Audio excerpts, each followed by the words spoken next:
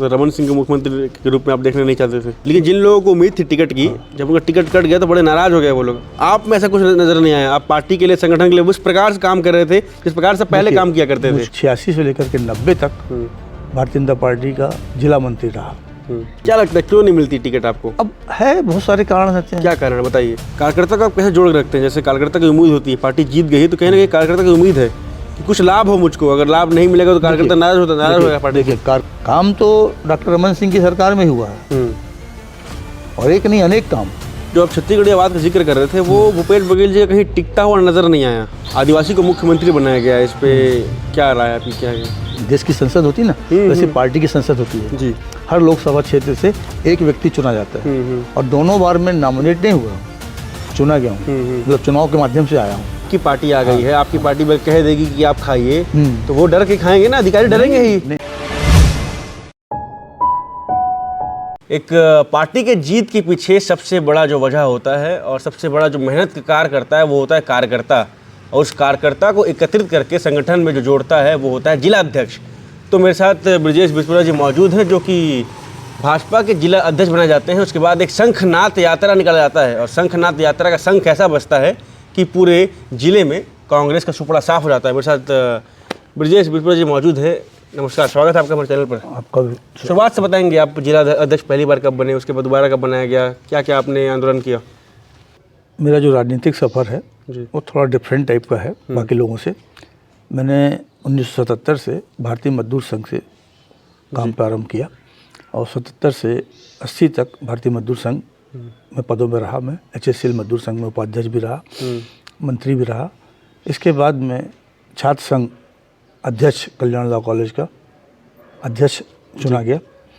उसके बाद मेरा जो विधिवत भाजपा से तो पहले से था ही, मजदूर संघ में कोई दिक्कत तो था ही, लेकिन फिर विधिवत जो मेरा प्रवेश हुआ वो 1980 में भारतीय जनता युवा मोर्चा के अध्यक्ष के रूप में हुआ भिलाई के। इसके बाद मैं भारतीय जनता पार्टी का जो पश्चिम मंडल है अभी, सेक्टर 6 से लेकर के हुडको तक, उस मंडल का मैं भाजपा का महामंत्री बना, मतलब मूल लाइन में आया जी। इसके बाद फिर मैं 86 से लेकर के 90 तक भारतीय जनता पार्टी का जिला मंत्री रहा।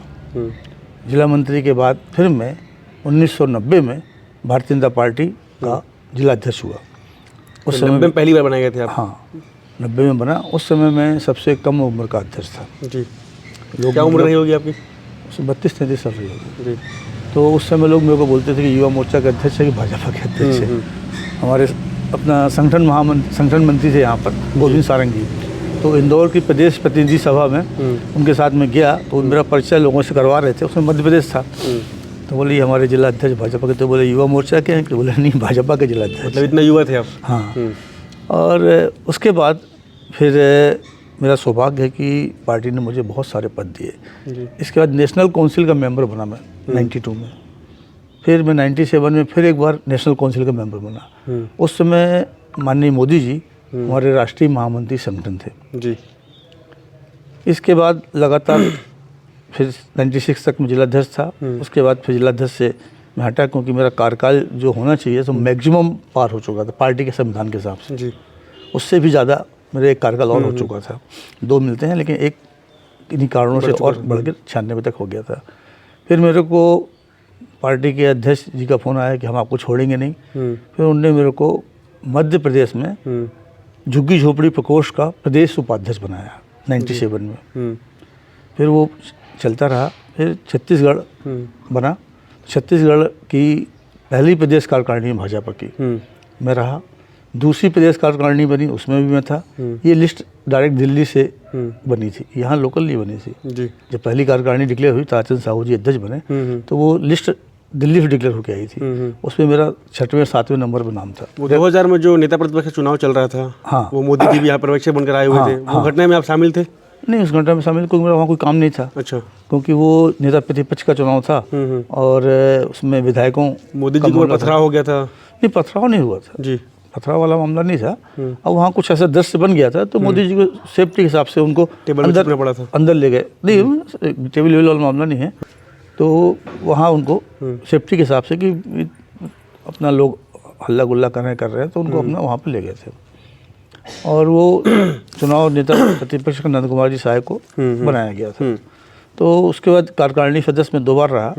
फिर मेरे को शहरी स्थानीय निकाय प्रकोष्ठ का प्रदेश अध्यक्ष बनाया गया छत्तीसगढ़ का जी।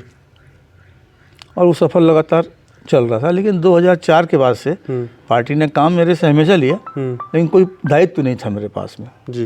2004 के बाद से। हाँ, तो वो चुनाव में काम लिया मेरे से। जैसे 2003 में मुझको ये मारू विधानसभा का प्रभारी बनाया। दयालदास बघेल कभी नहीं जीते थे, वो चुनाव में जिता के दिया। भिलाई का भी काम दिया, भिलाई विधानसभा का। माननीय मोदी जी आए थे, उनकी सभा का संचालन किया जी। कैंप में शत्रुघ्न सिन्हा जी आए थे, उनकी सभा का संचालन किया। और इसके बाद 2004 में जब ताराचंद साहू चुनाव लड़ रहे थे लोकसभा का, उनके अगेंस्ट में चुनाव लड़ रहे थे भूपेश बघेल जी। तो भूपेश बघेल जी पाटन विधानसभा से, अपनी विधानसभा से, तो पहले ताराचंद साहू ने विजय बघेल जी को और जेठमल बोथरा वहाँ उनको प्रभारी बनाया। इसके बाद मेरे को बोले कि ब्रजेश भाई तुम मुख्य प्रभारी बनो पाटन विधानसभा में, और मेरे को बनाया जी। और मैंने उस समय माननीय भूपेश बघेल जी को चैलेंज किया था कि आपको आपकी विधानसभा में घेर के मारेंगे। हाँ, और मारा उनको। उनकी विधानसभा से, पाटन विधानसभा से 7200 वोट से हराया चुनाव में। तो एक बार मैंने और अपने इंटरव्यू में बोला कि भूपेश बघेल कोई पहली बार वाला मामला नहीं है जी, वो कई बार मात खा चुके हैं। और अभी मुख्यमंत्री रहते हुए भी आज जो उनकी स्थिति है, कोई बहुत अच्छी स्थिति नहीं थी जी। उसमें भी आपको बता दूं एक बात कि जो भिलाई जिले में मंडल आता है कुमारी मंडल, उस मंडल से वो हार गए चुनाव। वहाँ से कम वोटें मिली उनको, मतलब हमने लीड की है, बीजेपी ने लीड की वहाँ से। बाकी 3 मंडल में जीते हैं वो, लेकिन हमारे जिले में जो मंडल आता है, विजय बघेल जी कह भी रहे थे अगर उनके नाम के आगे मुख्यमंत्री नहीं होता तो शायद वो चुनाव नहीं जीतते। बिल्कुल सही बात है। और जितना जो उन्हें उपयोग किया सत्ता का, शासन का, सब दुरुपयोग किया, बाहुबल, धन बल सब लगाया उन्होंने, उसके बाद जो आई स्थिति कोई बहुत अच्छी स्थिति नहीं है जी।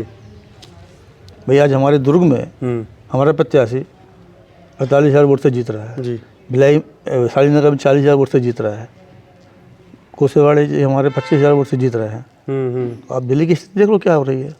और रुद्र गुरु छोड़ के भागे थे यहाँ से, जाके वहाँ फिर हारे वहाँ नवागढ़ में। हाँ, हमने पांडे जी से बात की थी, प्रकाश पांडे जी से, तो उन्होंने कहा था कि हाँ गृह मंत्री हार रहे हैं, उन्होंने बोला हारेंगे। तो उनका भी आकलन ये था कि हम 52 के पार रहेंगे, हम बहुमत ले आएंगे। वही मतलब सारे एग्जिट पोल के बाद मैंने बोला जी जी हम 52 से 55 में आएंगे। बिल्कुल जी। आपकी जो पार्टी है भाजपा, ऐसा कहा जाता है कि वो जो ग्राउंड बूथ लेवल कार्यकर्ता होता है उसको ऊपर लेकर आती है। इस प्रकार से आप बता रहे हैं 40-45 साल से आप काम कर रहे हैं, तो 40-45 साल में आपको ऐसा लगता नहीं कि आपको अनदेखी की गई हो? टिकट का उम्मीद तो आपको रहा होगा ना कहीं ना कहीं। टिकट का उम्मीद राजनीति में काम करता है तो हर व्यक्ति में महत्वाकांक्षा होती है, लेकिन कोई टिकट ही मापदंड नहीं है आपको महत्व देने का जी। मैं बताया ना, अब मैं नेशनल काउंसिल का मेंबर 2 बार रहा हूँ, और नेशनल काउंसिल का महत्व आप समझते हैं क्या होता है? नेशनल काउंसिल मतलब सांसद, जैसे देश की संसद होती है ना, वैसे पार्टी की संसद होती है जी। हर लोकसभा क्षेत्र से एक व्यक्ति चुना जाता है, और दोनों बार मैं नॉमिनेट नहीं हुआ हूँ, चुना गया हूँ, मतलब चुनाव के माध्यम से आया हूँ। वैसे ही जिला अध्यक्ष है ना, मैं नॉमिनेट अभी हुआ हूँ जी। इसके पहले मैं चुनाव जीत करके आया हूँ दोनों बार। तो पार्टी ने मेरे को इतना महत्व दिया है। झुग्गी झोपड़ी प्रकोष्ठ का प्रदेश उपाध्यक्ष था मैं, शहरी स्थानीय निकाय प्रकोष्ठ का मेरे को प्रदेश अध्यक्ष बनाया गया जी। भारतीय जनता पार्टी की छत्तीसगढ़ की जो कार्यकारिणी बनी, पहली कार्यकारिणी में भी था, दूसरी कार्यकारिणी में था। दूसरे लोग तो विशेष आमंत्रित के लिए परेशान रहते हैं जी, मैं तो रेगुलर था दोनों कार्यकारिणी। टिकट वितरण की बात चल रही थी, तब आपका नाम भी आ रहा था कि हो सकता है विशेष को टिकट मिल सकता है, तो आपको लगता होगा ना कि यार नाम चल रहा है, कहीं ना कहीं मिल जाए टिकट? देखिए नाम चलता है, उम्मीद सबको रहती है, पार्टी फिर जो डिसाइड कर देती है जी, उसके लिए सब मिलकर काम करते हैं। भाई नाम तो मेरा 93 से चल रहा है जी, वो अलग बात है। जब मैं विधानसभा भिलाई विधानसभा से मेरा नाम चलता था, हमेशा फर्स्ट सेकंड में नाम रहा है जी, लेकिन टिकट नहीं मिली, अलग बात है। जिसको मिली। क्या लगता है क्यों नहीं मिलती टिकट आपको? अब है बहुत सारे कारण रहते हैं। क्या कारण है बताइए? अब ये तो मुझे समझ में नहीं आया भाई क्या कारण है जी, लेकिन प्रयास करते हैं, नाम पहुंचता है ऊपर तक। ऊपर जा कर के फिर और मापदंड तय करते होंगे लोग, चेक करते होंगे कि भाई क्योंकि जो प्रदेश अध्यक्ष हैं, माफ करिए, जो राष्ट्रीय अध्यक्ष हैं जेपी नड्डा जी, वो कहते हैं कि हमारी पार्टी में ऐसा नहीं होता कि कोई आके हमारा फाइल दे देगा, बोल देगा ये अच्छा व्यक्ति है, या कोई इसकी तारीफ कर देगा, या कोई मुझसे मिलने आ जाएगा। हम खुद सर्वे करते हैं, हमारे पास इतने कार्यकर्ता, हम फोन लगाएंगे तो हमको मालूम पड़ जाएगा कौन कैसा है, क्या है। हाँ, तो सही बात है। आज की डेट में पार्टी का काम बहुत बड़ा हो गया है, और जो आज की डेट में टेक्निकल से हिसाब से सारे रिकॉर्ड पार्टी के हो जाते हैं। आज हमारी मेंबरशिप होती है, ऑनलाइन मेंबरशिप हो रही है, हमारी सक्रिय संस्था होती है, तो ऑनलाइन मेंबरशिप होती है, तो सारा रिकॉर्ड प्रदेश और देश के अंदर पहुंच जाता है। अब आप सत्यम पांडे जी हमारे मेंबर बने हो पार्टी के, मान लीजिए, आपकी डिटेल पूरी आ जाती है जी, कि आपका बूथ का कौन सा है, आपका घर है, मकान नंबर कहाँ है, सारी चीज़ आती है, आपका टेलीफोन नंबर क्या है, आपका मेल नंबर क्या है जी, सब आ जाता है। तो उससे पता करने में कोई दिक्कत नहीं आती। लेकिन जिन लोगों को उम्मीद थी टिकट की, जब उनका टिकट कट गया तो बड़े नाराज हो गए वो लोग। आप में ऐसा कुछ नजर नहीं आया? आप पार्टी के लिए, संगठन के लिए उस प्रकार से काम कर रहे थे जिस प्रकार से पहले काम किया करते थे। मुझको तो जो दायित्व पार्टी ने दिया है, चाहे आज हो या पहले हो। कार्यकर्ता को आप कैसे जोड़ के रखते हैं? जैसे कार्यकर्ता की उम्मीद होती है, पार्टी जीत गई तो कहीं ना कहीं कार्यकर्ता की उम्मीद है कि कुछ लाभ हो मुझको, अगर लाभ नहीं मिलेगा तो कार्यकर्ता नाराज होगा पार्टी। देखिए, कार्यकर्ता की उम्मीद बराबर रहती है, और जब विपक्ष में बैठते हैं तब वो पूरी ताकत के साथ काम भी करता है बिना किसी उम्मीद के। लेकिन जब सत्ता में आते हैं, शासन में आते हैं, तो उसको उम्मीद रहती है कि जो मेरे लायक है, कोई जिम्मेदारी मुझको दी जाए, तो उसके लिए प्रयास करते हैं, कोशिश करेंगे कि जो हमारे कार्यकर्ता जहाँ पर फिट हो सकते हैं, जिस क्षमता के हिसाब से काम कर रहे हैं, और जो उनकी क्षमता है उस हिसाब से उनको काम दिया जाए, ताकि वो खुश होकर जनता के बीच में और अधिक काम करें। जी, आदिवासी को मुख्यमंत्री बनाया गया है, इस पे क्या राय आपकी, क्या है? बहुत सही किया गया है। मैं तो ऐसे जनरल बात में बोलता था, मतलब अनऑफिशियली बात है, आज करीब 18 के बाद से बोल रहा था मैं जी कि अब प्रदेश में कोई सवर्ण मतलब मुख्यमंत्री नहीं बनेगा। ये मेरा अपना ऑब्जर्वेशन था जी, और वो सही हुआ। तो रमन सिंह को मुख्यमंत्री के रूप में आप देखना नहीं चाहते थे? नहीं, ये वाली बात नहीं, रमन सिंह की बात नहीं है। मेरा तो एक ऑब्जर्वेशन था कि जो अब ट्रेंड चल रहा है प्रदेश में, उस ट्रेंड में आदिवासी या पिछड़ा वर्ग का ही मुख्यमंत्री होगा। बातें भी चल रही थी, लोगों की जो मानसिकता है, भाई कार्यकर्ताओं की, जनता की, सबकी मानसिकता होती ना, तो उन सबकी मानसिकता के हिसाब से ये लग रहा था जी कि पिछड़ा वर्ग या आदिवासी मुख्यमंत्री होना चाहिए। और अभी जिस टाइप से भूपेश ने जो चालू किया था छत्तीसगढ़ियावाद, हाँ, उसके हिसाब से पार्टी ने बहुत अच्छा कैंडिडेट दिया है। और हमारे जो आए हैं माननीय मुख्यमंत्री जी, वो कोई ऐसा तो नहीं है, 2 बार उनको जिम्मेदारी दी गई है जी सेंट्रल में मंत्री पद की। इसके पहले हमारे 4 बार सांसद रह चुके हैं, 2 बार विधायक रह चुके हैं, और 3 बार अपना पार्टी के प्रदेश अध्यक्ष रह चुके हैं। तो बहुत एक्सपीरियंस वाले व्यक्ति हैं, प्रशासनिक अनुभव भी है, संगठन का अनुभव भी है जी। जो आप छत्तीसगढ़ियावाद का जिक्र कर रहे थे, वो भूपेश बघेल जी का कहीं टिकता हुआ नजर नहीं आया। नहीं, गलत बात है भाई। जो अब गेड़ी चलना ही चलना, भौरा खेलना ही, कोई वो चीज़ तो नहीं, सब खेलते हैं। कोई ऐसा मामला नहीं है कि आप कोई अनोखी चीज़ दिखा रहे थे।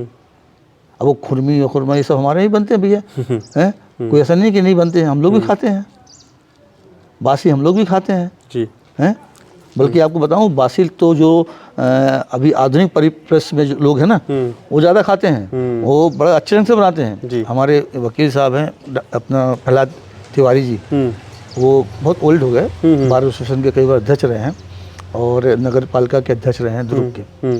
तो उनके घर में, आज से पुरानी बात है, उनकी मिसेज लॉ में मेरे साथ पढ़ती थी जी, तो उनके यहाँ में बैठना होता था मेरा। तो वो बोलते थी, उनकी मिसेज बोलती थी, तो ये सब लोग बासी बासी बोलते हैं, बिचुरिया एक दिन तुम आओ, तुमको हम बासी खिलाएंगे। तो उनने फ्रिज से बासी निकाली, और भूपेश बघेल की बासी नहीं होती थी, बोल रहे हैं आप, समझे ना। तो बासी निकाली और उसमें प्याज और मिर्ची और सब चीज़ सजा कर खिलाई उनने, मज़ा आ गया, शानदार। तो कोई नई चीज़ नहीं हो बोल रहा हूँ ना मैं, सब खाते थे। मगर वो जो बासी थी, वो बासी कहाँ होती थी? उनके अपने हिसाब से थी, वो केवल पब्लिक बासी होता है। घर रात का बचा हुआ खाना जो सुबह खा रहे वो बासी होता है, अब तुरंत पका खा रहे हो, बासी कहाँ हुआ? वो तो ताज़ा है। हाँ, बासी का मतलब वही है, और बहुत पौष्टिक आहार हो। आप कभी प्लांट जाओ ना, प्लांट में जो मजदूर बैठते हैं खाना खाने के लिए, समझे ना, आप उनको देखोगे सब वही लेके आते हैं। और उसमें उनको बस केवल मिर्ची चाहिए पड़ती है और प्याज का टुकड़ा, जी। उसी से खाते हैं हम लोग और बड़े मज़े से खाते हैं। जब मैं प्लांट में सर्विस करता था जी। तो कई बार मैं उनके पास बैठ के खाया हूँ उसको, बासी को। तो उसी बासी के चक्कर में सरकार बासी हो गई। हाँ, तो होना ही ठीक है। भाई, आप किसी चीज़ को गलत ढंग से पब्लिक के बीच में लाओगे, ठीक है, आपका पावर में हो, लोग कुछ नहीं बोल रहे हैं। अब आपने बासी वाला कार्यक्रम किया तो साले अधिकारी भी खा रहे हैं, वो सीओ भी खा रहे हैं, ये भी खा रहे हैं, सब खा रहे हैं, लेकिन वो कोई दिल से नहीं खा रहे थे, हैं? सीएम तो खुश करने के लिए। आपके डर से खा रहे थे, लेकिन वो डर कब तक रहता है? लेकिन आपकी पार्टी आ गई है, आपकी पार्टी में कह देगी कि आप खाइए, तो वो डर के खाएंगे ना, अधिकारी डरेंगे ही। नहीं खाएंगे। हमारी पार्टी ऐसा कोई काम करने वाली नहीं है कि उदाहरण के रूप में जबरदस्ती बोले नहीं आपको खाना ही पड़ेगा, ऐसा टिका दिया कि नहीं खाना पड़ेगा, ऐसा ना मामला यार, है? और मुख्यमंत्री जो सही चीज़ें बोलेंगे और आपकी स्वेच्छा होगी तो आप उसको कीजिए। खाने पीने में थोड़ा ना बंदिश हो जाएगी। और नियम कानून की बात है, उस पर बंदिश आएगी जी, कि भाई आपको नियम के हिसाब से काम करना है, उसमें बंदिश आएगी। आपकी वर्किंग नियम के हिसाब से होना चाहिए। आप निगम में बैठे हो, कलेक्टर में बैठे हो, यहाँ बैठे हो, तो जो संविधान है, नियम कानून है, उसके हिसाब से काम करने के लिए आपको बाध्य कर सकती है। अब आप रोटी खाओगे, चावल खाओगे, क्या खाओगे, इसके थोड़ा आपको बाध्य कर सकती है। तो आपका अपना फैसला है, उसके साथ बात कर। ये तो बात दिन ने किया जी, तो अधिकारियों ने सपोर्ट नहीं किया, नहीं तो बासी खिला दी इसलिए। आप देखो ना, अधिकारियों कर्मचारियों के वोट कहाँ मिले इनको? ठीक बात है। अगर खुश होते हैं इनसे, कर्मचारी हो गए, अगर खुश होते तो इनसे वोट नहीं मिलते इनको। और हर पूरे 5 साल में तो आंदोलन ही आंदोलन चले हैं यार, बताओ ना आप कितने आंदोलन आपकी सरकार बन गई है, चूंकि संविदा कर्मचारी उम्मीद कर रहे थे कि भाजपा आएगी तो हमारा नियमितीकरण होगा। आपकी सरकार 3 साल में करती भी आई है, करेगी इस बार कि नहीं करेगी? नहीं, हमारे जो मुख्यमंत्री जी हैं और उनके पास जितने भी मुद्दे आए हैं, आएंगे बराबर, उसमें उनके हित में निर्णय लेंगे।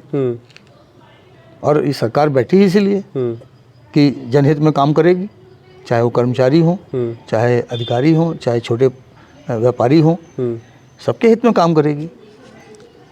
और पहले भी 15 साल में इसी सरकार ने काम किया है। अब आप देखो, आप नेहरू नगर का ब्रिज, ओवर ब्रिज किसने बनाया था? उद्घाटन करने के लिए पहुंच गए भूपेश बघेल जी।